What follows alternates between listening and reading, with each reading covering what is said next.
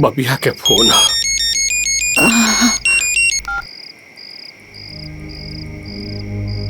Hello. प्रणाम बाबूजी। जियत रहा। कैसन बड़ा बाबूजी, सब ठीक बा ना? बस बेटिया, हम तोर माई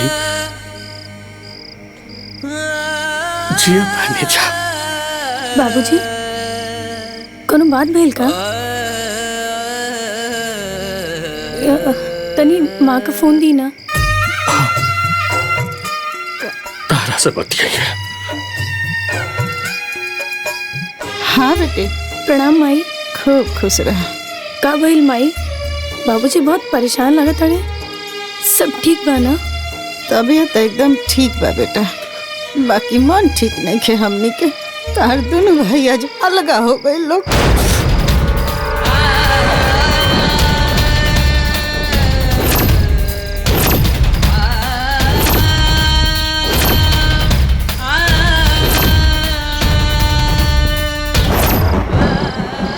अच्छा मैं एक काम करा, हम कल आवत आनी, तू चिंता मत करा।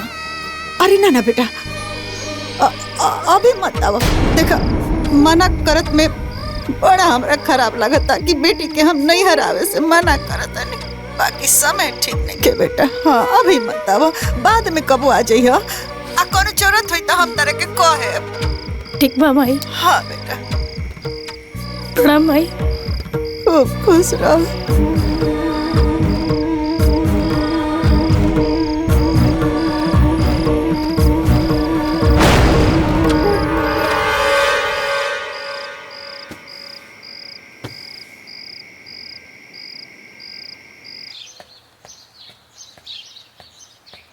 चश्मो टूट गई। बिना चश्मा के लौकता हमरा बनतो नहीं खे। हमरा से बबुआ से बोले के पड़ी।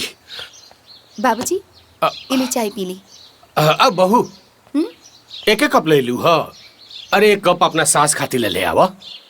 उनका सवेरे सवेरे चाय पिए के आदत था। बाबूजी आप चाय पी ली, हम एक कप चाय बनवले बानी। छुटकी जब बनी है तब आज ही पी ली है। अरे सुनो, छोड़ो सब, आओ आओ है ना, चाय पियो। अरे ना ना रहुआ पी, अभी हमारा जरूरत नहीं खे बुझा। अरे तू पी लो ना तो खर सेवर हो जाए।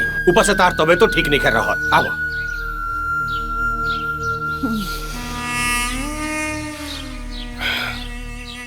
हाउ गिलास दो।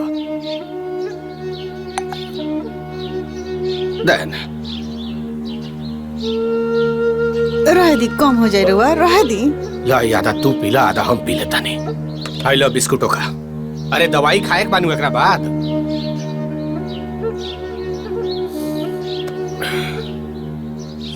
ना जाने केकर कहा बिगड़ले रहनी से कि भगवान इसन दिन दिखावता रहा। चिंता मत करा, ये सब नसीब के खेल है। भगवान चाहिए तो सब ठीक हो जाए। तो चाय पिया।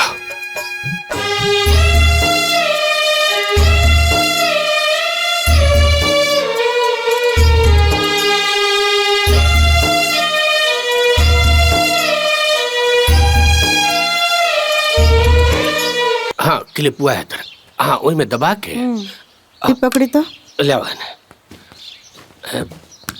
हाँ सुनी जी। ली। अरे ये सब का हो? ई घर के सामान के लिस्ट और ई झोर ली। ऑफिस से आवत बेरी सब सामान ध्यान से ले लिहा, बहुत जरूरी बा। सब खत्म हो गई बा, भूली मत, याद से ले लिहा। अच्छा ठीक बा, ना भुलाई। पापा पापा हमरा खातिर चॉकलेट और समोसा ले ले आइहा। अच्छा ठीक बा बेटा, तोरे खातिर समोसा चॉकलेट दोनों लेके आई। अब चला हटा, हमें ज्यादा। अब बबुआ लो दहन बबुआ लौटते में बनवा ले आई। तनी रुको,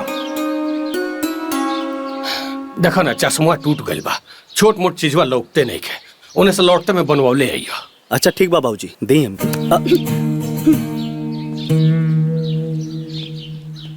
पागल बाड़ा का, जेकरा में बाड़े ऊना बनवाई। तोरा से का मतलब?